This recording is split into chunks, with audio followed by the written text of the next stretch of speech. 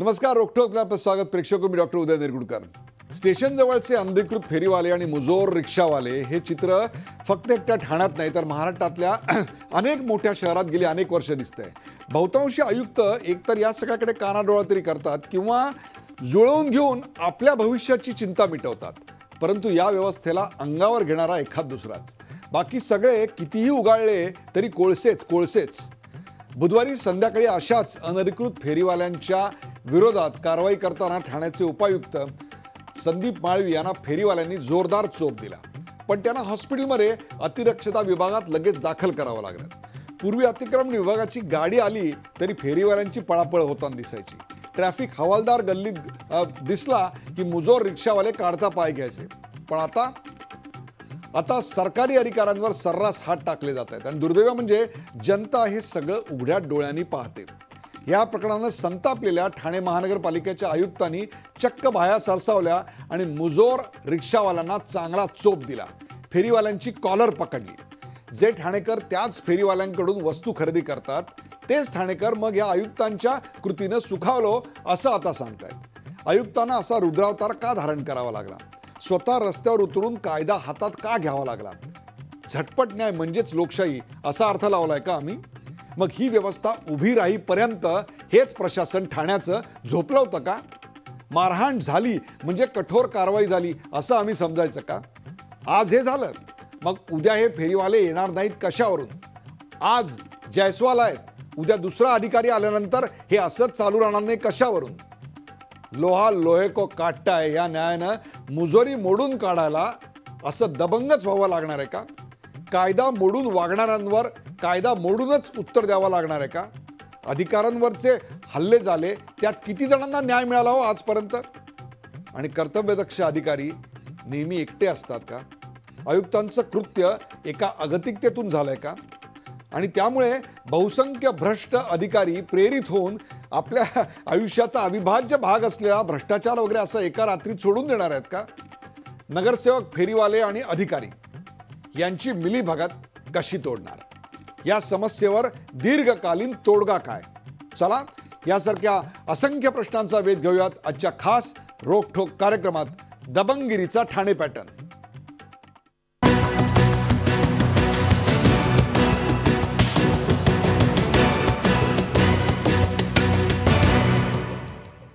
दबंगगिरीचा Thane pattern. सुरुवातीला पाहूया या विषयावरचा एक खास रिपोर्ट. 2017 हे दृश्य कुठल्या सिनेमातली नाहीयेत तर ठाणे शहरातील आहेत.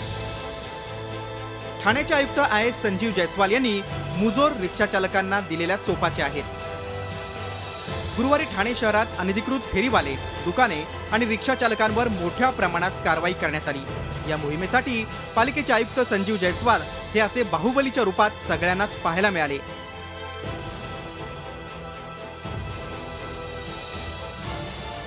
त्याआधी बुधवारी ठाणे पालिकेचे उपायुक्त संदीप माळवी यांना अनधिकृत फेरीवाल्यांनी केलेल्या मारहाणीनंतरचा हा त्यांचा सात्विक संतापच म्हणायला हवा. त्यांच्या या कारवाईनं सर्वसामान्य ठाणेकर मात्र सुखावले. जे आयुक्तांनी ही जी कार्यवाही केली त्याचं मी स्वागत करतो. स्टेशन परिसरात जे काही हे मुजोर रिक्षावाले होते तसंच फेरीवाले होते त्याच्यामुळे यायला जायला रहिवाशांना त्रास होत होता. चालण्यासाठी तरी रस्ता पाहिजे तुम्हाला. ते येतात मुजोर रिक्षावाले, हे फेरीवाले. त्यांना खरंच सांगते खूप छान केलं आयुक्ताने, अभिनंदन त्यांचं. बाजूला एक उद्यान आहे लहान मुलांना खेळायचं. त्या उद्यानामध्ये लहान मुलं आणि वयस्कर लोक जाऊ शकत नाही, एवढी इथं ट्रॅफिक जाम होते. तर खरंच अशीच कारवाई पुढे व्हावी. ठाणेच काय पण कोणत्याही शहरात अनधिकृत फेरीवाले आणि मुजोर रिक्षा चालक, अवैध पार्किंग, बेशिस्त ट्रॅफिक या समस्या आहेत. आता यावर कारवाई करण्याची जबाबदारी खरं तर पोलिसांची आणि स्थानिक स्वराज्य संस्थांच्या प्रशासनाची. पण पैशांचं साठलोट, राजकीय वरदहस्त, स्थानिकांची गुंडगिरी यातून या समस्येवर उपाययोजना होत नाही. उलट फेरीवाले काय किंवा रिक्षा चालक काय हे सगळे मुजोर होत जातात. त्यातूनच एकतर कारवाई कधीच होत नाही आणि एखाद्या अधिकाऱ्यानं अशी धमक दाखवलीच तर ठाण्याच्या उपायुक्तांना झालं तसे मारहाणीसारखे प्रकार घडतात. अशा कंपूच्या विरोधात ना स्थानिक पुढे येतात ना लोकप्रतिनिधी. त्यातूनच संजीव जयस्वाल सारख्या अधिकाऱ्याला हे असं राऊडी राठोडचं रूप घ्यावं लागतं. जयस्वाल यांना हे असं रस्त्यावर उतरावं लागणं हे कुणाचं अपयश याचा विचार करण्याची वेळ आपल्या सगळ्यांवरच येऊन ठेपली आहे. Bureau report, Zee media Thane. दबंगगिरीचा ठाणे पॅटर्न या विषयावरचा हा रिपोर्ट पण पाहिला, तर त्याची चर्चा करण्यासाठी आपण आमंत्रित केलं. आपल्या सोबत आहेत माजी पोलीस महासंचालक प्रवीण दीक्षित. स्टुडिओबरोबर माझ्यासोबत आहेत प्रवीण दीक्षितजी. आपलं या कार्यक्रमात स्वागत. माजी विभागीय आयुक्त दिलीप बंड हे देखील आपल्या बरोबर आहेत. I am Bond, my name is James Bond, तसं आय एम बंड, माय नेम इज दिलीप बंड असं यांच्याविषयी म्हटलं जायचं, ते दिलीप बंड आपल्या बरोबर आहेत. ठाण्यातले ज्येष्ठ पत्रकार मिलिंद बल्लाळ हे देखील आपल्या बरोबर आहेत. मिलिंद बल्लाळ, आपलं स्वागत. आणि ठाणे महानगरपालिकेचे उपायुक्त संदीप माळवी, ज्यांना बेदम मारहाण झाली अनधिकृत फेरीवाल्यांकडून, ते संदीप माळवी थेट रुग्णालयातून आत्ता घरी आलेत आणि ते आपल्याशी संवाद साधतायत. संदीप माळवी, आपलंही स्वागत. संदीप माळवी, इतकी वर्ष आपण ठाणे महानगरपालिकेच्या सेवेत आहात. अशा प्रकारे 50-100च्या मॉबनी, अनधिकृत फेरीवाल्यांनी एखाद्या उपायुक्तासारख्या वरिष्ठ अधिकाऱ्यावर हात टाकणे आणि त्याला चोप देणे असा प्रकार यापूर्वी कधी घडला होता का? बुधवारी नेमकं काय घडलं?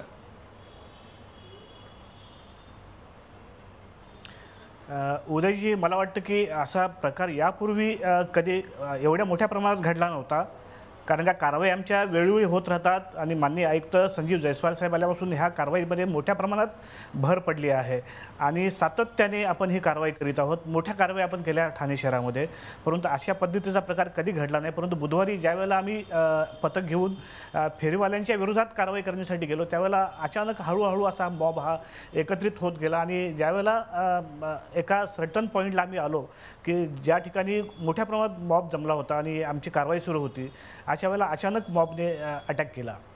पण मला सांगा, पूर्वीच्या काळी अधिकाऱ्यांची नुसती अतिक्रमण विरोधीची गाडी पाहिली तरी गल्लीत पळापळ व्हायची. आता गल्लीत पळापळ होत नाही, ते समोर येतात आणि तुम्हाला चोप देतात. हे कशाचं लक्षण आहे?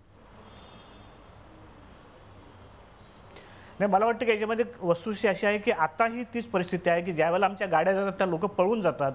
परंतु परवाच्या दिवशी अचानक असं काय झालं की खरंच त्यांना एवढा त्यांचा उद्रेक, गेले अनेक दिवस महापालिकेच्या वतीने जी कारवाई सुरू आहे सातत्याने फेरीवाल्यांच्या विरोधात असेल, हातगाडींच्या विरोधात, तो संताप त्यांच्या मनामध्ये कुठेतरी होता आणि तो संताप त्यांनी परवाच्या दिवशी व्यक्त केला असं मला वाटतं. परंतु आजही आमची तेवढीच दहशत आहे पूर्वी जेवढी होती. आजही आमच्या गाड्या गेल्यानंतर लोक पळून जातात, गल्लीबोळात पळून जातात, परंतु आमची कारवाई संपल्यानंतर परत रस्त्यात जातात. त्यामुळे आजही तेवढीच आमची ही आहे तिथे त्या ठिकाणी. आजही दहशत आहे असं म्हणतात. तर मग तुमच्या मारहाणीनंतर आयुक्त रस्त्यावर उतरले, त्यानंतर देखील ठाण्यामधल्या अनधिकृत अशा फेरीवाल्यांवर, मुजोर रिक्षावाल्यांवर तुमची कारवाई अशीच चालू राहणार आहे? हो, कारवाई आपण आपल्या लक्षात आलं असेल की माझ्यावर हल्ला झाल्यानंतर सुद्धा कारवाई सुरूच होती.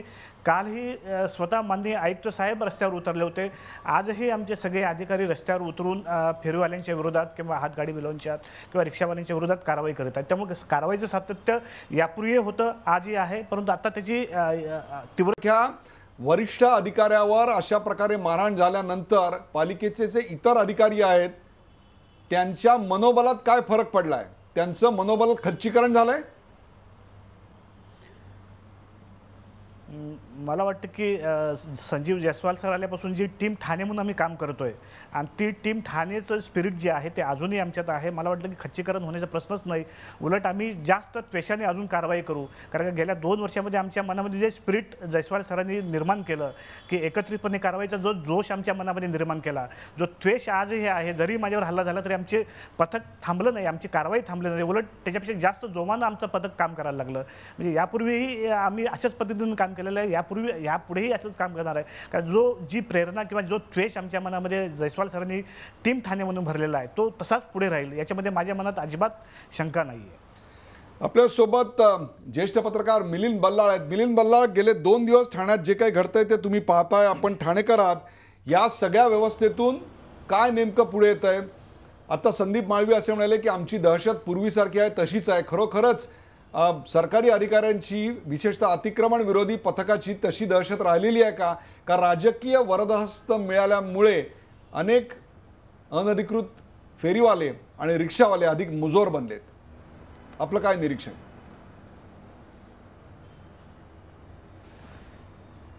मुळात उदयजी, आपण जो शब्द वापरताय की प्रशासनाची दहशत ही निर्माण झालेली आहे का, हा प्रश्न आपण म्हणताय. मला असं वाटतं की असे प्रश्न सोडवण्यासाठी, कारण की हॉकर्सचा प्रश्न जो आहे हा सोशो इकॉनॉमिक प्रश्न आहे आणि तो दहशतीने सुटेल असं नाही, तर त्यासाठी प्रशासनाची जरब असणं अत्यंत आवश्यक आहे. आणि ही जरब असण्यासाठी मला असं वाटतं की काही प्रमाणात जे काय मेथोडॉलॉजी आता आपण स्वीकारलेली आहे की हॉकर्सचा उपद्रव होतो ह्याबद्दल कोणाचं दुमत नाही, रिक्षावाल्यांची मुजोरी वाढलेली आहे त्याबद्दल दुमत नाही, ह्यांच्यावर कारवाई व्हावी याबद्दल जनतासुद्धा सहमत आहे. परंतु अशा वेळेला ह्या कार्यक्रमात ह्या अशा कारवाईमध्ये जसं तुम्ही म्हणता की सातत्य आहे का किंवा त्या संदर्भात काही पॉलिसी आहे का, या संदर्भात सुद्धा एक विचार होणं आवश्यक आहे. संदीप माळवे यांच्यावर झालेला हल्ला जो आहे हा अत्यंत दुर्दैवी आहे. किंबहुना ते संपूर्ण ठाणे शहराची एक याला जबाबदार कोण? प्रतिमा मिलिंद खराब बल्लाळ. करणारं असं ते संपूर्ण मिलिंद बल्लाळ कृत्य आहे. जे रिक्षा चालक पूर्वी परंतु पळून जायचे, त्याचबरोबर मिलिंद बल्लाळ जे रिक्षा चालक पूर्वी पळून जायचे, अनधिकृत फेरीवाले पळून जायचे, ते आता अंगावर हात टाकतायत, त्यांच्या मागे राजकीय वर्ध असताय. त्याशिवाय हे अशा प्रकारच्या मुजोरीला येणारच नाहीत. आपलं काय निरीक्षण? यात राजकीय वरदहस्त आहे याच्याबद्दल वादच नाही. किंबहुना आता सुद्धा फेरीवाल्यांचा जो प्रश्न आहे त्या फेरीवाल्यांच्या संघटनांचं नेतृत्व सर्वच पक्षांचे लोक करतात. मला प्रश्न राजकीय मंडळींना हाच विचारायचा आहे की जेव्हा हॉकर्स पॉलिसी ठाणे महापालिका करते किंवा जी संपूर्णपणे national policy on urban vendors आहे, ह्या पॉलिसीबद्दल किती राजकीय पक्षाच्या पुढाऱ्यांनी इंटरेस्ट घेतला आहे, ते किती त्यात सहभागी झालेले आहेत आणि त्यांनी कोणत्या सूचना केलेल्या आहेत. मिलिंद बल्लाळ यातलं एक धक्कादायक एक मिलिंद बल्लाळ युती अशी झाली असं आपण मान्य यातलं एक करतो. धक्कादायक तर वास्तव ह्या सगळ्या ह्याच्यामध्ये किती यातलं वेळा ठाणे एक महापालिकेचे अधिकारी मिलिंद असतील बल्लाळ किंवा यातलं एक राज्याच्या धक्कादायक सर्वच वास्तव आहे. महापालिकांसमोर हा प्रश्न आहे ते की धक्कादायक जे वास्तव अधिकारी मी तुम्हाला कारवाई करतायत, सांगतो, आणि ते म्हणजे ठाण्यामध्ये 9,000 नोंदणीकृत फेरीवाले आहेत. फेरीवाल्याचं धोरण, जी पॉलिसी तुम्ही म्हणताय, ते फेरीवाल्यांचं धोरण लागू होण्याच्या मार्गावर आहे. त्याच काळात ही फेरीवाल्यांची नोंदणी एवढ्या प्रचंड मोठ्या प्रमाणावर कशी झाली? नक्की हे फेरीवाले एका रात्रीत, एका पंधरवड्यात, एका महिन्यात कसे काय वाढले हो? नाही उदयजी, मला एक साधा प्रश्न विचारायचा आहे की आज आपल्या संपूर्ण शहराची जी ठाण्याची लोकसंख्या आहे ही 22 लाखाच्या घरात आहे आणि जवळजवळ फेरीवालेच 25,000च्या घरात आहेत. ठाणे महापालिकेने जेव्हा हॉकर्सची पॉलिसी सुरू केली किंवा त्यांची जी नोंदणी असते, त्यांचं सर्वेक्षण असतं, तुम्हाला आश्चर्य वाटेल की फक्त 6,500 ते 7,000 फेरीवाले पुढे आले होते. जवळजवळ 20,000 फेरीवाले ह्या संदर्भात कुठच्याही ह्या प्रक्रियेत सहभागी झाले नाहीत. मग ह्या प्रक्रियेत सहभागी का होत नाहीत, या संदर्भात राजकीय पक्षाच्या पुढाऱ्यांनी किती सहभाग घेतला, हा फार महत्त्वाचा प्रश्न आहे. आणि आपण टीका करतो, परंतु मला काही वेळेला असं वाटतं की नागरिक जे आहेत ते ह्या संदर्भात जी प्रतिक्रिया देतात की हॉकर्सकडनं तुम्हाला जर खरेदी करायची नाही असं तर तुम्ही ठरवलं तर तुम्ही खरेदी करू नका ना. हा जो मुद्दा आहे मिलिंद बल्लाळ, शिस्त लावण्याचा हा मुद्दा आपण दुसऱ्या भागामध्ये नागरिकांची जबाबदारी हा मुद्दा आपण घेणार आहोत. परंतु आपल्या उपायुक्ताला मारहाण केल्यानंतर एका आयुक्ताला रस्त्यावर उतरावं लागतं. बाया सरसावून बाहुबली सारखं किंवा रावडी राठोड सारखं कॉलर पकडून रिक्षावाल्यांना चोप द्यावा लागतो, अनधिकृत फेरीवाल्यांना चोप द्यावा लागतो. हे कशाचं लक्षण आहे? प्रवीण दीक्षित आपल्या बरोबर आहेत. आयुक्तांनी असा कायदा हातात घेणं हे कशाचं लक्षण आहे? दबंग सारखे चित्रपट, रावडी राठोड सारखे चित्रपट, कशाचं लक्षण आहे? नाही, याच्यामध्ये मला असं वाटतं की सर्वोच्च न्यायालयाने याच्यामध्ये आदेश दिलेले आहेत, आपल्याला ते कल्पना आहे. त्याच्यात सर्वोच्च न्यायालयाने सांगितलेलं आहे की सर्व बसस्टँड्स, रेल्वे स्टेशन्स याच्या बाहेरची जी बाजू आहे ही पूर्णपणे हॉकर्स किंवा इतर कुठल्याही प्रकारे चोकिंग ज्याला आपण म्हणतो त्याच्यापासून मुक्त ठेवली पाहिजे. एक तरी परंतु बस स्टँड आहे, असा एक तरी रेल्वे की जिकडे फेरीवाले नाही आहेत. परंतु आज एकही ठिकाण असं नाही, एकही ठिकाण नाही. तुम्ही नागपूरला जा, तुम्ही औरंगाबादला जा, पुण्याला जा, ठाण्याला जा, मुंबई, कुठेही असू देत. परंतु याच्या उलट आपण जर महाराष्ट्राच्या बाहेरचं चित्र पाहिलं तर मात्र बऱ्याच ठिकाणी याची कडक आणि चांगल्या प्रकारे अंमलबजावणी होताना दिसते. आज दिल्ली रेल्वे स्टेशनच्या बाहेर आपण आल्यानंतर आपल्याला ही अशी परिस्थिती दिसत नाही. त्या ठिकाणी कुठेही रिक्षावाले किंवा कोणी रस्ता चोकअप केलाय किंवा हॉकर्स आहेत असं आपल्याला दिसत नाही. मग महाराष्ट्रात का होतंय? महाराष्ट्रात होतं याचं कारण मला वाटतं आता बल्लाळने आपण जे अधोरेखित केलं की या ठिकाणी राजकीय त्यासाठी पूर्णपणे पाठिंबा हा आवश्यक आहे. जे कायदे आहेत ते संपूर्ण देशासाठी आहेत, सर्व राज्यांसाठी आहेत. असं असताना आपल्याच राज्यामध्ये आपण ते कायदे अंमलबजावणी करायची नाही, हे योग्य नाही. पण मग माझा प्रश्न असा आहे की हे सगळं दूर करायला एका आयुक्ताला बाया सरसावून बाहुबली व्हावं लागतं, हे कशाचं लक्षण आहे? माध्यमांचा प्रभाव आहे? नाही, मला याच्यात असं वाटतं की आयुक्तांनी त्या ठिकाणी गेले, त्यांच्या उपायुक्तांना सहकार्य करण्यासाठी किंवा त्यांना दाखवण्यासाठी की मी पण तुमच्याबरोबर आहे, इथपर्यंत ते ठीक आहे. परंतु ह्याच्यामध्ये धोका नक्कीच आहे. कारण जसं आज आपण पाहिलं की उपायुक्तांना जोरदार मारहाण झालेली आहे, ते वाचले ही एक चांगली गोष्ट आहे. परंतु खुद्द आयुक्तांवरती सुद्धा लोकांनी हात उगारायला कमी केलेलं नाही आहे. आणि ह्याच्यामधून अत्यंत धोकादायक अशी परिस्थिती होऊ शकते. भारतामध्ये अशा, मुंबईमध्ये अशा घटना आपल्याला आयुक्त कल्पना असं करायला का धजावले? त्यांना पूर्णपणे माहिती होतं, त्यांना रिस्क कळत होती, त्यांना एज्युटेशन कळत होती, तरी देखील संजीव जयस्वाल की जे इतर वेळी अतिशय शांत अधिकारी म्हणून प्रसिद्ध आहेत, ते असे रस्त्यावर उतरले आणि त्यांनी कॉलर का धरली? मला असं वाटतं की त्यांनी बरोबर पोलीस संरक्षणात जाणं आवश्यक होतं. की ज्या वेळेला आपल्याला कल्पना आहे की आपण अशा ठिकाणी जातो आहे की जिथे मुजोर असे रिक्षावाले असतील किंवा हॉकर्स असतील, त्या ठिकाणी पोलीस बरोबर ठेवणं हे त्यांच्या वैयक्तिक नव्हे. काळजी काय घ्यायची याविषयी आपण बोलताय, परंतु त्यांना मुळात असं करावंसं का वाटलं? दिलीप पण अशा अनेक कारवाया आपण केलेल्या आहेत. आपण विभागीय आयुक्त होतात. भ्रष्टाचाराची इमारत काय एका रात्रीत उभे राहत नाहीत. रस्त्यावरचे फेरीवाले हे एका रात्रीत उभे राहत नाहीत, ते वर्षानुवर्ष ती प्रक्रिया चाललेली असते. त्या फेरीवाल्यांची आणि तिथल्या वॉर्ड ऑफिसरची मिलीभगत असते. इथे देखील अनेक वॉर्ड ऑफिसर बदलले गेले तरी देखील परिस्थिती सुधारत नाही. म्हणून संदीप माळवींना तिकडे पाठवण्यात आलं आणि त्यानंतर त्यांना मारहाण झाली कळल्यानंतर दुसऱ्या दिवशी आयुक्त स्वतः तिकडे जाऊन दबंगगिरी दाखवतात. हे सगळं आशीर्वादातूनच घडत असतं. त्यात महानगरपालिकेचे अधिकारी असतात, तसंच तिथले लोकल पॉलिटिशियन्स देखील असतात. आयुक्त असं का करायला धजावल्या? आपला काय कयास आहे?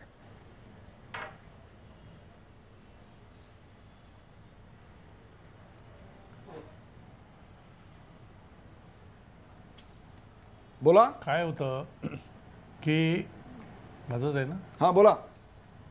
हां, ते का धजावले याचा महत्त्वाचं कारण असं आहे की ते गेले नसते तर त्यांचा जो स्टाफ आहे, बाकीचे अधिकारी जे जात होते, त्यांचं मॉरल बूस्ट करण्यासाठी म्हणून ते गेलेत. पण जसं आता दीक्षित साहेबांनी सांगितलं की आवश्यक तो बंदोबस्तसुद्धा सोबत ठेवायला पाहिजे.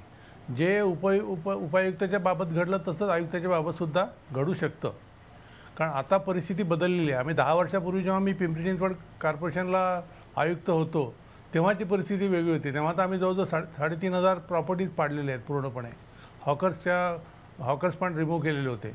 पण या ठिकाणी तुम्हाला तुमचं अधिकाऱ्यांचं मनोधैर्य जर वाढवायचं असेल तर मात्र अशा प्रकारचं जाणं आवश्यक आहे. आणि त्याच्यामुळे नक्कीच मगाशी माळवींनी जसं सांगितलं की त्याच्यामुळे आमचं मॉरल बूस्टर वाढलेलं आहे. आम्ही अतिक्रमणाची कारवाई पुढेही सुरू ठेवणार आणि हे सुरू ठेवण्याच्या दृष्टिकोनातून यांचं जाणं तिथे खूप आवश्यक होतं असं मला वाटतं. असा मी अनेक वेळा गेलेलो आहे, पण आवश्यक त्या ठिकाणी मी बंदोबस्त पण ठेवलेला होता. दिलीप पण साहेब, आणि दुसरी गोष्ट आहे, हां बोला बोला, की इथे अतिक्रमणं वाढतात. जी हां नाही, दुसरी गोष्ट अशी आहे की अतिक्रमणं होत आहेत याला जसे अधिकारी जबाबदार आहेत काही अंशी, त्याचप्रमाणे तिथले लोकल पदाधिकारीसुद्धा जबाबदार आहेतच. कारण ह्या दोघांनाही मेनली पदाधिकारी म्हणजे नगरसेवक असतील, त्यांना असं वाटतं की हा आपला मतदार आहे आणि तो इथे राहावा, आणि त्या दृष्टिकोनातून त्याच्याकडे ते दुर्लक्ष करतात आणि मग त्याला सपोर्ट देण्याची भूमिका त्यांची पुढे येते. काही अंशी त्याच्यात अधिकारी पण जबाबदार असतीलच. पण हे करताना जेव्हा आम्ही कारवाई करायचे पूर्वी, तेव्हा आम्ही सर्व नगरसेवकांची त्या भागातल्या नगरसेवकांची मीटिंग घ्यायची की आम्ही उद्या या रस्त्याची पूर्ण कारवाई करणार आहे. इथे आम्ही सगळं रेषा आखून दिलेल्या आहेत, चुना मारून दिलेल्या आहेत, तिथपर्यंत जेवढे अतिक्रमण आहेत त्यांनी सगळ्यांनी काढून घ्यावे, नाही तर आम्ही काढू. नगरसेवक त्याला विरोध करायचे. पण तेव्हा मी सांगितलं की तुम्हाला जर विरोधच करायचा असेल तर एक काम करा, तुम्ही मला एवढंच सहकार्य करा की आपण एक तर इथे राहू नका किंवा उद्याच्या दिवशी तुमचा मोबाईल बंद ठेवा. तेवढं सहकार्य आमच्या नगरसेवकांनी आम्हाला नक्कीच दिलेलं आहे. तेवढं जरी दिलं तरी अधिकारी चांगल्या रीतीने कामं करू शकतील असं मला वाटतं. पण अधिकाऱ्यांची सुद्धा कमिटमेंट पाहिजे. कमिटेड अधिकारी फार कमी दिसतात. जर ते कमिटेड असतील तर नक्कीच कारवाई होऊ शकते. आणि जे जयस्वालांच्या केसमध्ये आपल्याला दिसलं, मी जेव्हा विभागीय आयुक्त औरंगाबाद होतो तेव्हा संजीव जयस्वाल जिल्हाधिकारी होते आणि त्यांनी तिथेही सुद्धा तसंच काम केलेलं होतं माझ्यासोबत. पण मला एक प्रश्न असा विचारायचा आहे, एक आयुक्तांची याच्यामध्ये रस्त्यावर उतरून अशा प्रकारे दबंगगिरी करण्यामध्ये एक अगतिकता पण दिसते की एकीकडे ज्या ठाणे शहराकरता ते हे सगळं करतायत ते ठाणे शहराचे नागरिक त्याच फेरीवाल्यांकडनं वस्तू खरेदी करतायत, त्यामुळे ते तिथे टिकून राहिलेत. त्यांच्यावर तिथले जे लोकल राजकारणी आहेत ते साठोलोटो घेऊन पैसे हप्ते कमवत आहेत. आपल्या हाताखालचे अधिकारी देखील अनेक वेळा त्याकडे कानाडोळा करतायत. आज त्यांना येऊन 2-1 वर्ष झाली तरी देखील ठाणे शहराच्या भोवतीचा जो काही अनधिकृत फेरीवाल्यांचा विळखा आहे बंड साहेब, तो काही कमी झालेला नव्हता. म्हणजे एक प्रकारे या सगळ्याच्या प्रमाणे त्यांना एक हताशपणा आला. त्यात त्यांच्या एका माळवीसारख्या जवळच्या सहकार्याला मारहाण झाल्यानंतर सात्विक संताप बाहेर आला. ही एका प्रामाणिक अधिकाऱ्याची बंड साहेब अगतिकता म्हणायची का, हेल्पलेसनेस अँड होपलेसनेस फिलिंग.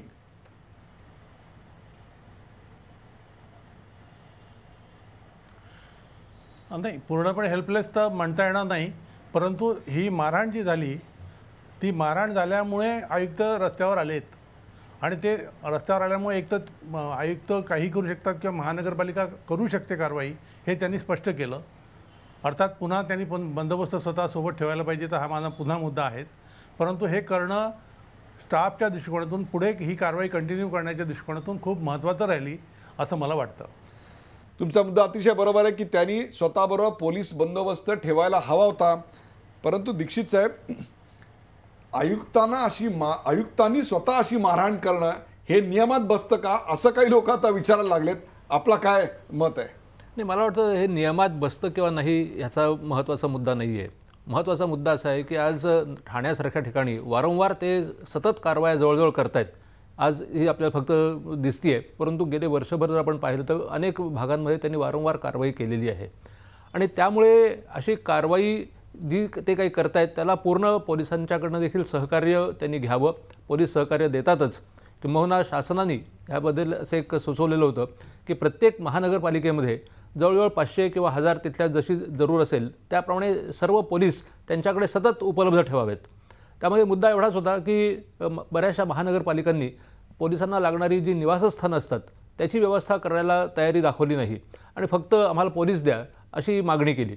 तर ते तसं न दाखवता आज अशी खरोखर जरूर निर्माण झालेली आहे की सर्व स्थानिक ज्या संस्था आहेत, मग महानगरपालिका असतील किंवा नगरपालिका असतील, त्यांना एक स्वतःचा फौजफाटा असायची गरज आज निर्माण झाली आहे. परंतु आज ही कारवाई झाली, आज ठाणे शहरानं मोकळा श्वास घेतलाय. परंतु उद्या हे फेरीवाले येणार नाहीत कशावरून, त्याहीपेक्षा सुद्धा अत्यंत महत्त्वाचा मुद्दा म्हणजे अशा प्रकारच्या सचोटीचे अधिकारी आता फार कमी उरलेत आणि त्यांना फार एकटेपण आहे का, या सगळ्या मागे कुठेतरी माध्यमातून आपल्याला चमकाला मिळेल म्हणून हे अधिकारी करतायत असा एक दावा अजब तर्कट काही जण मांडतायत. चला या सगळ्याचा वेध घेऊया एका ब्रेक नंतर. कुठे जाऊन का पाहत राहा झी 24 तास. आपण पाहताय दबंगगिरीचा ठाणे पॅटर्न.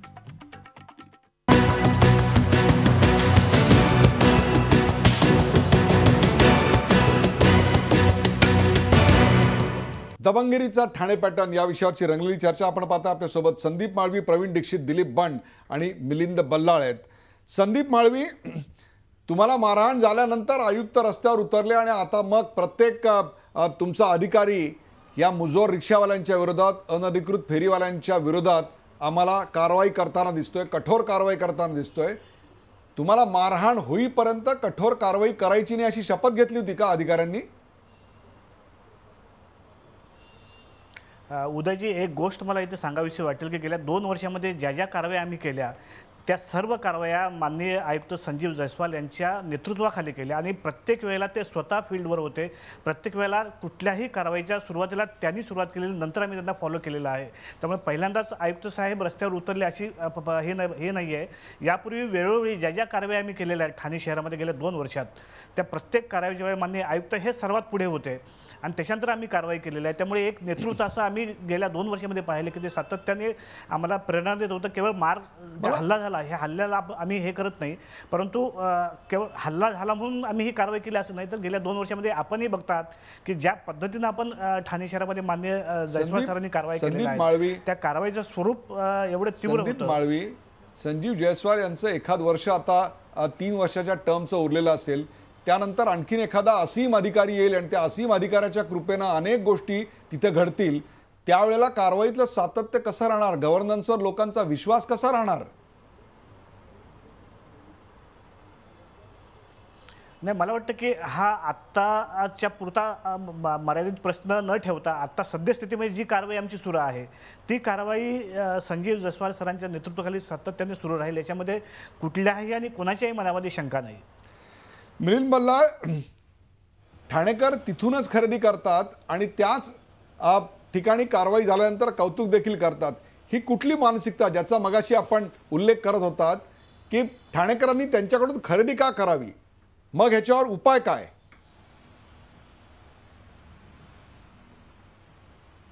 नाही, मला तुमच्या प्रश्नाचं उत्तर द्यायच्या अगोदर एक गोष्ट सांगायची आहे की हा हॉकर्सचा प्रश्न जो आहे हा काल परवाचा नाही आहे. म्हणजे आपण जर थोडासा इतिहास पाहिला तर मुंबईमध्ये बॉम्बे हॉकर्स युनियन जॉर्ज फर्नांडिस यांनी स्थापन केली. ते वर्ष होतं 1967. म्हणजे हे बरोबर 50वं वर्ष आहे आणि 50 वर्षात आपल्याला ह्या प्रॉब्लेमचा सोल्युशन सापडलेलं नाही. हे मला असं वाटतं की प्रशासनाचं आणि राजकर्त्यांचा एक मोठा पराभव आहे.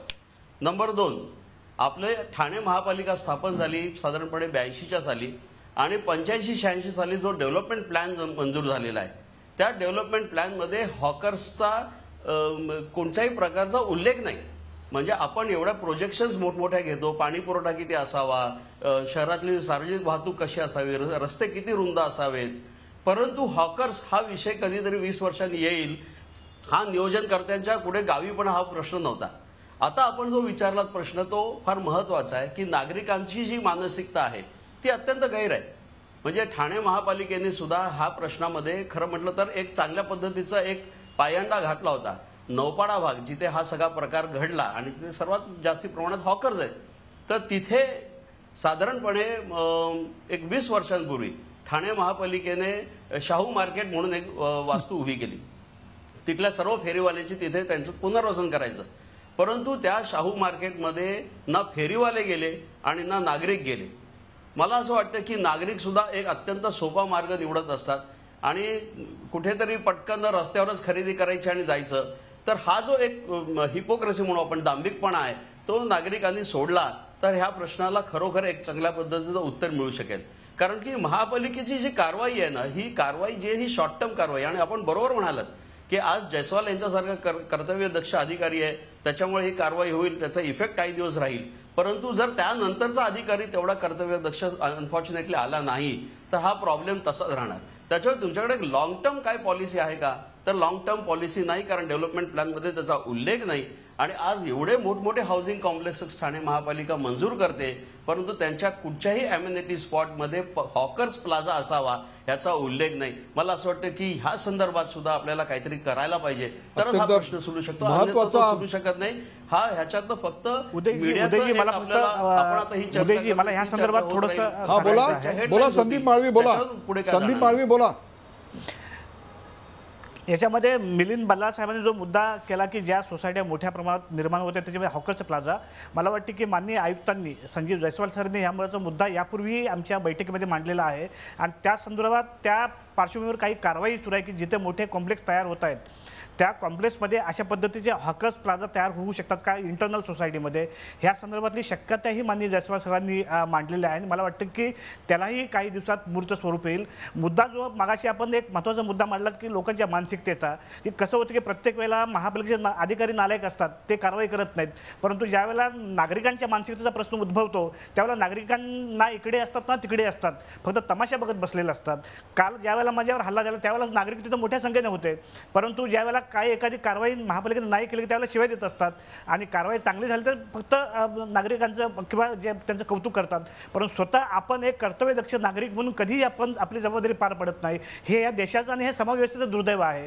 केवळ सरकारला दोष देणं किंवा केवळ प्रशासनाला दोष देणं किंवा कुठल्याही एका व्यवस्थेला दोष देऊन हा प्रश्न सुटणारा नाही. नागरिकही जसं आपण मगाशी म्हटलं तेवढं नागरिकही तेवढेच यामध्ये जबाबदार आहेत की नागरिकांनी जर मनात आणलं की बाबा यांच्याकडून कुठली वस्तू घ्यायची नाही, नागरिकांनी ठरवलं की बाबा अशा पद्धतीने मुजोर रिक्षावाल्या त्यांच्यात बसायचं नाही, तर मला वाटतं की मगाशी मिलिंदजी पण म्हणाले की त्या पद्धतीनं चांगला तोडगा निघू शकतो. परंतु नागरिकांची मानसिकता बदलण्याची गरज आहे. अत्यंत योग्य आहे. दिलीप बंड साहेब, याच्यात आणखीन एक काय पॉइंट आहे माहितीये, मी तुम्हाला नावं सांगतो. संतोष नवले किंवा शशिकांत कोलगुडे अशा प्रकारचे जे एक सचिन सूर्यवंशी, या सगळ्या प्रकरणामध्ये कुठेही कारवाई झाल्याचं आम्हाला दिसत नाही, शिक्षा होत नाही. अधिकाऱ्यांवर आणि पोलिसांवर हात टाकले तरी देखील, मग तो आमदार असेल सामान्य नागरिक असेल.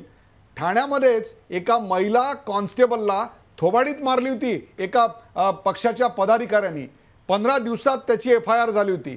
पण आज 2 वर्ष झाली त्याचा निकाल लागलेला नाही. डेट बरोबर ऍडजस्ट केल्या जात आहेत, सगळी मिली बघत आहे. अधिकाऱ्यांवर हात टाकल्यानंतर त्याच्यावर कारवाई होत नाही, त्याचा न्याय मिळत नाही. त्यामुळे असे प्रकार वाढत आहेत. दिलीप बंड.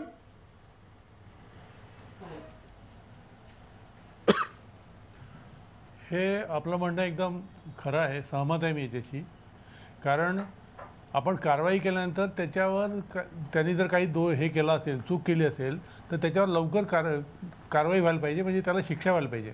पण शिक्षा होण्याचा प्रकार खूप लांबतो आहे आणि त्याच्यामुळे याला नक्कीच खीळ बसते. ज्या कारवाया प्रशासनाला करायच्या असतात त्याप्रमाणे ते केल्या जातात असं मला वाटत नाही. आणि म्हणून मग अधिकारीसुद्धा नाउमेद होऊ लागतात आणि जेवढ्या गतीने त्यांनी काम करायला पाहिजे, शहर सुंदरीकरणासाठी त्यांनी काम करायला पाहिजे, त्यामध्ये नक्कीच फरक पडतो.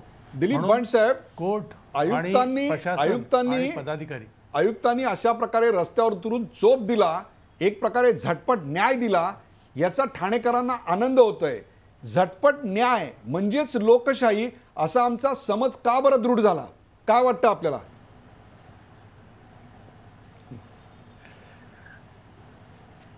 काय ॲक्शन दिसली की नक्कीच लोकांना बरं वाटतं की आयुक्त उतरले आणि त्यांनी ही कारवाई केली. आता खरं म्हणजे शहरामध्ये जेवढे लोक राहतात ना, त्याच्यापैकी साधारणतः 5 ते 60% लोक हे रस्त्यावर आहेत, म्हणजे ते त्यांचा व्यवसाय रस्त्यावर करतात. जर तुम्ही या 5 ते 60% लोकांना काढू शकलात तर 95% लोक सुखी होतात. आणि हे आम्ही तेव्हाही तेच म्हणत होतो की आम्हाला त्यावेळेस आमचे पालकमंत्री अजितदादा पवार होते की 5% तुम्ही एवढे सगळे काढल्यानंतर आमचं काय होणार आहे, असा त्यांचा प्रश्न होता. मी त्यांना म्हटलं, सर हे 5% काढले तुम्हाला 95% लोक तुमच्यासोबत राहतील. आणि ते पुढे नंतर खरं झालं त्या बाबतीत. पण म्हणून दीक्षित साहेब प्रशासनाने सुद्धा ठरवलं पाहिजे या 5% पाहिजे. अगदी बरोबर. या 5% काढण्याकरता, समाजातलं वाईट काढण्याकरता आम्हाला वाईट पद्धतीनंच डील करावं लागणार आहे का? यापुढे आयुक्तांना अशी कारवाई करताना बाया सरसावून रस्त्यावर उतरावं लागणार आहे, हाच यत्न संदेश गेला का? नाही, मला असं वाटतं की त्याच्यामध्ये आपण जे काही लॉंग टर्म मेजर्स ज्याला म्हणतो, तर तशा काही घेण्याची फार आवश्यकता आहे. एक तर असं आहे की आपण जर आपल्या देशात किंवा इतरही जर पाहिलं तर रेल्वे स्टेशन किंवा बस स्टँड या ठिकाणी जवळजवळ हजारो किंवा लाखो लोक रोज येत जात असतात आणि त्यांना अनेक गोष्टींची आवश्यकता असते. आणि ती तिथे त्यांना जर मिळण्यासाठी रेल्वेनीच तर तिथे मल्टी स्टोरीड काही मॉल्स उभारले आणि त्या ठिकाणी रयत मंडई किंवा शेतकऱ्यांची मंडई अशासारखं तिथे एक रिझनेबल चार्जेस जर लावले तर मला वाटतं की त्यांना देखील बाहेर थांबायची गरज पडणार नाही. तसं ह्या ज्या रिक्षा किंवा टॅक्सी आहेत त्याच्यासाठी सुद्धा आज युबर किंवा ओला ह्या जशा टॅक्सी आपल्याला ॲपच्या माध्यमातून मिळू शकतात. तंत्रज्ञानाचा वापर सोल्युशन देत आहे. दिलीप बंड साहेब, या ठिकाणी आणखीन एक महत्त्वाचा मुद्दा आहे, तो म्हणजे झटपट न्यायाचा. आज प्रत्येकाला झटपट न्याय, ज्याचं तुम्ही ॲक्शन असा उल्लेख करताना बंड साहेब, लोकांना आज ॲक्शन हवी आहे. परंतु अशा प्रकारे ॲक्शन मिळायची आम्हाला जर सवय लागली तर न्यायाची जी एक दीर्घ प्रक्रिया आहे त्या न्यायाच्या प्रक्रियेवरचा आमचा विश्वासच उडेल. मग आमच्यात आणि पाकिस्तानमध्ये फरक काय? त्यांनी कुलभूषण जाधव यांना पकडलं आणि ताबडतोब फाशीची शिक्षा डिक्लेअर करून टाकली. It's a banana Republic. परंतु आम्ही कसाबला पकडल्यानंतर त्याची 2.5-3 वर्ष ट्रायल घेतली. अगदी मध्यरात्री सुद्धा आम्ही सुप्रीम कोर्ट उघडलं आणि सुप्रीम कोर्टामध्ये सुनावणी केली आणि मगच त्याच्या फाशीची शिक्षा कायम केली. दिस इज डेमोक्रेसी. परंतु आम्हाला लोकशाही नको असते, आम्हाला बनाना रिपब्लिकच आवडणार आहे, असा संदेश देखील याच्यातनं जातोय का? लोकांची मानसिकता आणि त्याहीपेक्षा सुद्धा अधिकाऱ्यांची अगतिकता, याच्यातनं एक नवीन व्यवस्था निर्माण व्हायचा धोका आहे का? दिलीप बंड.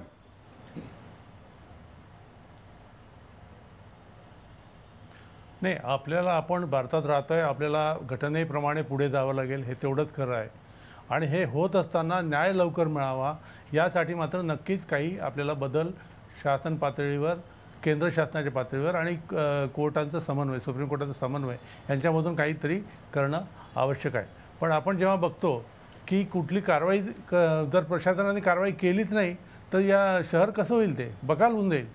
म्हणून त्याची फार पर्वा न करताना, काळजी न करताना प्रत्येक अधिकाऱ्यांनी जर तो तिथे नेमलेला असेल तर त्याच्या कार्यक्षेत्रामध्ये सुप्रीम कोर्टाचे, हायकोर्टाचे आदेश येतात की इजमेंट राईट रस्त्यावर फक्त पब्लिकचे आहेत. हे सगळं मान्य आहे. आणि दर महिन्याला कॉर्पोरेशनला, महानगरपालिकेला रिपोर्ट द्यायचा असतो हायकोर्टला की नवीन अतिक्रमण किती झाले आणि तुम्ही पूर्वीचे अतिक्रमण किती काढले. हा रिपोर्ट 2004 सालापासून दर महिन्याला द्यावा लागतो. पण त्याच्यात पुढे किती आढावा घेतला गेला नाही घेतला हा वेगळा मुद्दा आहे. आणि हे जर झालं असतं तर आज अतिक्रमण शिल्लकच राहिलं नसतं. उलट ही अतिक्रमणं कमी न होताना वाढतायत. म्हणजे याला वेगवेगळ्या व्यक्तींचा हातभार लागलेला आहे. आणि हे जर असं सुरू राहिलं तर चित्र सगळ्या शहरांचं फार वाईट होईल, चित्र चुकीचं दिसेल. म्हणून अधिकारी जर त्या ठिकाणी गेला तर ही शुड बी कमिटेड की मी या शहराला आलेलो आहे, मला अधिकार आहेत, कायद्याप्रमाणे अधिकार दिले आहेत, त्या अधिकाराचा त्यांनी वापर केला पाहिजे. आपल्या सर्व कर्मचाऱ्यांना पाठबळ दिलं पाहिजे, जे की या केसमध्ये आपल्याला देताना दिसलं. आणि असंच जर सर्व ठिकाणी झालं तर भीती नावाची गोष्टसुद्धा प्रशासनामार्फत दिसली पाहिजे.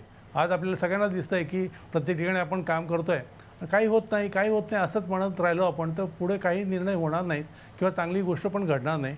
म्हणून जे काही प्रशासनाचे अधिकारी चांगले काम करतात त्यांचं आपण नक्कीच कौतुक केलं पाहिजे. आणि असेच अधिकारी सर्व व्हावेत आणि आपलं शहर सुंदर चांगलं करावं यासाठी त्यांनी प्रयत्न करावेत.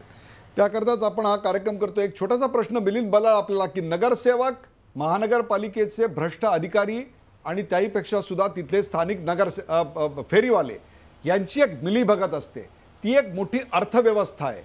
असं म्हटलं जातं की लाखाचा दररोजचा हप्ता दिला जातो.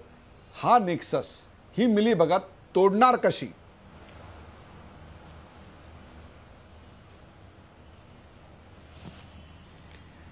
यामध्ये उद्याची एक साधं एक गणित आहे की ठाण्यामध्ये साधारणपणे 25,000 हॉकर्स आहेत आणि सरासरी प्रत्येकाने 1,000 रुपयाचा धंदा जरी केला तरी रोजचं टर्नओव्हर हॉकर्सच्या ह्याच्यातलं साधारणपणे 2.5 कोटी, म्हणजे वर्षभरात साधारणपणे 750 ते 800 कोटी रुपयेचा टर्नओव्हर होत असतो. आता 800 कोटीचा जिथे व्यवहार असतो तेव्हा तिथे स्टेक होल्डर्स अनेक असतात. आणि तुम्ही म्हणालात ते अत्यंत बरोबर आहे की ह्यात फार मोठ्या प्रमाणात भ्रष्टाचार होत असतो. म्हणजे संदीप माळवे यांच्यावर हल्ला होतो, परंतु संदीप माळवे जेव्हा कारवाई करतात तेव्हा संदीप माळवींचे अगोदरचे कोणतरी अधिकारी असतात, तिथे हप्ते गोळा करायला गेलेले असतात. त्याच्यामुळे ही जी संपूर्ण प्रोसेस आहे ह्याचा एक बॅकग्राऊंड आहे की कुठेतरी एक ह्या लोकांना सुद्धा ह्यांचा मोरल वाढलेला असतो की अरे कारवाई करतातच कसे आपल्याकडून हप्ते घेणारे लोक. तर ही भावना जी आहे ही पहिल्यांदा त्यांच्यातनं दूर केली पाहिजे.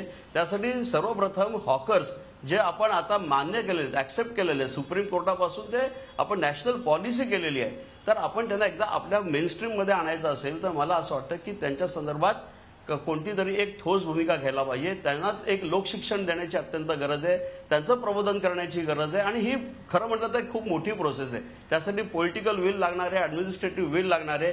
केवळ एखाद दिवशी आपण बुलडोझर घेऊन जातो आणि कारवाई करतो तर ती क्षणिक असू शकते. तर ह्या सगळ्या ह्याच्यामध्ये अर्थकारण जे आहे ते फार महत्त्वाचं आहे की 750 ते 800 कोटी, मग त्या 750 ते 800 कोटी रुपये उत्पन्न मिळणाऱ्या संपूर्णपणे या हॉकर्सच्या धंद्यातनं महापालिकेलाही उत्पन्न मिळू शकतं अधिकृतपणे जर तुम्ही व्यवस्थित नियोजन केलं तर. आणि ते नियोजन हे केलं नाही तर हा प्रश्न असाच मला असं वाटतं आणि त्याच्यात शहराची जी एक सार्वजनिक शिस्त आपण म्हणतो जी आपल्याला अभिप्रेत आहे ती शिस्त कधीच लागणार नाही आणि हे सतत संघर्षाचे प्रकार जे आहेत हे होत राहणार. या कार्यक्रमातला शेवटचा प्रश्न, कारण आपल्याकडे 2 अतिशय निस्पृह आणि कर्तव्यदक्ष म्हणून ओळखले गेलेले अधिकारी आहेत, एक IAS आहेत आणि एक IPS आहेत. दिलीप बंड साहेब, कर्तव्यदक्ष, निस्पृह, सचोटीनं काम करणारा डॅशिंग अधिकारी एकटा असतो का हो त्याच्या करिअरमध्ये? त्याला ना कोणी वरिष्ठ असतो, ना कोणी ज्युनियर असतो, ना त्याच्याबरोबर लोकही असतात. आपला काय अनुभव आहे?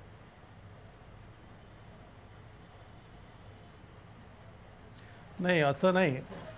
त्याच्यासोबत लोक राहतात, परंतु त्यांनी सगळ्यांना विश्वासात घेतलं पाहिजे, सगळ्यांची चर्चा केली पाहिजे. कुठलीही ॲक्शन घेताना सर्वांना पहिल्यांदा सांगितलं पाहिजे की आम्ही असं करणार आहे, याच्यामध्ये सगळ्यांचं सहकार्य अपेक्षित आहे. आणि असं जर तुम्ही लोकांना विश्वासात घेतलं तर लोक फार विरोध करत नाही असा माझा अनुभव आहे. त्याच्यामुळे आपण जे अधिकारी नुसतं आपण एका जागेवर बसून तर निर्णय घेऊन पुढे जाऊ लागलो तर त्याला विरोध जास्त होईल. पण तुम्ही तुमचे पदाधिकारी जे असतील यांच्याशी चर्चा केली, स्ट्रॅटेजी ठरवली की आपण अशी कारवाई करूया आणि यासाठी तुम्ही होईल तेवढं आपण सहकार्य करावं तर नक्कीच त्याच्यात कारवाई होऊ शकेल. म्हणजेच जर आपण, मी थोडक्यामध्ये जर सांगायचं झालं की त्या भागाचे पालकमंत्री, महापौर आणि तुमचा आयुक्त या तिघांनी जर ठरवलं की असं असं करायचं आणि पॉलिसी फ्रेम करत गेले पुढची कारवाईची तर नक्कीच यामध्ये चांगलं यश दिसेल. पण पण यात तिघांचा महत्त्वाचा सहभाग राहील की कोणीही पॉलिटिकल इंटरफिअरन्स करणार नाही, आपल्या जवळच्या माणसांना सपोर्ट करणार नाही आणि ही कारवाई आपल्याला शहर चांगलं करण्यासाठी करायची आहे असं जर या तिघांनी ठरवलं आणि ते इम्प्लिमेंट करण्याचं ठरवलं तर नक्कीच चांगलं यश मिळेल. अधिकारी एकटा असतो का? नाही, मला असं वाटतं त्याच्यामध्ये मुख्य सर्व जबाबदारी केवळ अधिकाऱ्यांची किंवा प्रशासनाची आहे हे समजणंच मुळात चुकीचं द्योतक आहे. आज कुठलीही गोष्ट आपल्याला करायची असेल, पण ती आरोग्याची असेल, शिक्षणाची असेल, शिस्तीची असेल, लोकसहभाग हा अत्यंत महत्त्वाचा आहे. आज आपण महानगरपालिका मित्र ह्या नावाने जर काही कार्यक्रम सुरू केला तर मला खात्री आहे की ठाण्यासारख्या शहरातले अत्यंत सुविद्य असे जे नागरिक आहेत ते हजारो काय लाखोंनी पुढे येतील आणि ते महानगरपालिकेच्या प्रत्येक कार्यक्रमात म्हणजे मग ते एन्क्रोचमेंट हटवणं असेल किंवा रिक्षावाल्यांना शिस्त लावणं असेल किंवा इतर काही जी डेव्हलपमेंटल ॲक्टिव्हिटीज असतील त्या सगळ्यात सहभाग घेतील. लोकसहभाग महत्त्वाचा आहे. प्रेक्षक, दबंगगिरीचा ठाणे पॅटर्न याविषयीची ही रंगलेली चर्चा आपण पाहिलीत. मला झालेली मारहाण अचानक झाली होती, बहुधा पहिल्यांदाच असं ठाण्यात घडलं असावं, परंतु हे सगळं पूर्वनियोजित आहे असं विधान ठाण्याचे उपायुक्त संदीप माळवी यांनी केलं. नियमानुसार कारवाई होत असल्यामुळेच हा संताप फेरीवाल्यांनी दाखवला असला तरी ही कारवाई यापुढे अधिक जोमानं संजीव जयस्वाल यांच्या नेतृत्वाखाली चालू राहणार असा निर्धार देखील माळवी यांनी आत्ता मारहाण झाल्यानंतर हॉस्पिटलमधून घरी आल्यानंतर देखील व्यक्त केला. टीम ठाण्याचं टीम स्पिरिट यापुढे सुरू राहणार आहे अशी पुस्ती देखील यावेळी त्यांनी जोडली. अधिकाऱ्यांनी केलेल्या कारवाईत सातत्य असण्याचा विचार व्हायला हवा. फेरीवाल्यांच्या संदर्भात पॉलिसी ठरत असताना राजकीय नेते सहभागी असतात का असा सवाल उपस्थित करत राजकीय पाठिंब्यामुळेच अशा गोष्टी घडतात याकडे मिलिंद बल्लाळ यांनी लक्ष वेधलं. त्याचबरोबर नागरिकांनी जबाबदारीनं वागायला हवं असं त्यांनी सांगितलं. बस स्थानक, रेल्वे स्थानक या ठिकाणी नो वॉकिंग झोनचा नियम महाराष्ट्रात सर्व ठिकाणी धाब्यावर बसवला जातो. मग महाराष्ट्राबाहेर नियमाचं पालन होतं हे कसं काय? हे सगळं आज आपल्यासमोर मांडलं माजी पोलीस महासंचालक प्रवीण दीक्षित यांनी. कायद्याची अंमलबजावणी कायद्याच्या कसोटीत प्रसंगी पोलीस संरक्षणात करावी असा सल्ला देखील त्यांनी संजीव जयस्वाल यांना दिला. ठाणे आयुक्तांनी रस्त्यावर उतरणं योग्यच होतं, त्यामुळे अधिकाऱ्यांचं मनोबल वाढेल, चांगला संदेश जाईल असा विश्वास ज्येष्ठ सनदी अधिकारी दिलीप बंड यांनी दिला. पण अशा प्रकारच्या कारवाई करताना एकटं जाऊ नये, पोलीस संरक्षण घेतलंच पाहिजे. 10 वर्षापूर्वी आम्ही जेव्हा असं करायचो तेव्हाची परिस्थिती वेगळी होती असा देखील पुस्ती त्यांनी जोडली. सध्या कमिटेड अधिकारी अत्यंत कमी आहेत ही खंत देखील दिलीप बंड यांनी व्यक्त केली. प्रेक्षको, न्यायाबद्दलची खात्री नाही आणि न्याय मिळण्यातली दिरंगाई यामुळे आता आमची अस्वस्थता शिगेला पोहोचली आहे. खूप वेळ न्याय मिळण्यासाठी लागतो म्हणून जनता अशा प्रकारच्या झटपट न्यायाचं कौतुक करते. पण झटपट न्याय म्हणजेच लोकशाही नाही. ही वेळ काय येते? आपणच आणतो का ही वेळ? जर आपणच या अनधिकृत फेरीवाल्यांकडून वस्तू घेणं बंद केलं, जर मुजोर रिक्षावाल्यांच्या रिक्षात बसणं बंद केलं, त्यांच्या तक्रारी करत राहिलं तर महानगरपालिकांना वर्षानुवर्ष जे जमत नाही ना, तो सगळा जो नेक्सस आहे ना, म्हणजे महानगरपालिकेचे भ्रष्ट अधिकारी, फेरीवाले, मुजोर रिक्षावाले आणि लोकल नगरसेवक हे सगळं आपण 4 दिवसात तोडू शकतो. आपण जर त्यांच्याकडून काही खरेदी केलं नाही तर हे सगळं जाऊ शकतं, रस्ते स्वच्छ होऊ शकतात, मोकळे होऊ शकतात आणि त्यामुळे आपण देखील मोकळा श्वास घेऊ शकतो. प्रामाणिक अधिकारी हा एकटा असतो तर भ्रष्ट अधिकाऱ्यांची साखळी असते, ही वस्तुस्थिती आहे. म्हणूनच अशा अधिकाऱ्यांच्या पाठीमागे आपण उभं राहणं अत्यंत गरजेचं आहे. ते नागरिकांचं कर्तव्य आहे, तसंच आम्हा माध्यमांचं देखील कर्तव्य आहे. म्हणूनच मी आज हा कार्यक्रम केला. दबंगगिरीचा हा ठाणे पॅटर्न संपूर्ण महाराष्ट्रात घडावा अशी मागणी आता लोक करतील याची मला खात्री आहे. मग तिथल्या अधिकाऱ्यांनी दबंगगिरी करत अथवा दबंगगिरी न करत हे एकदा पूर्ण करावंच, हाच या कार्यक्रमाचा अन्वयार्थ. या कार्यक्रमात सहभागी झाल्याबद्दल सर्व मान्यवरांचे आभार. ताज्या बातम्यांसाठी पाहत राहा झी 24 तास. रहा एक पाऊल पुढे.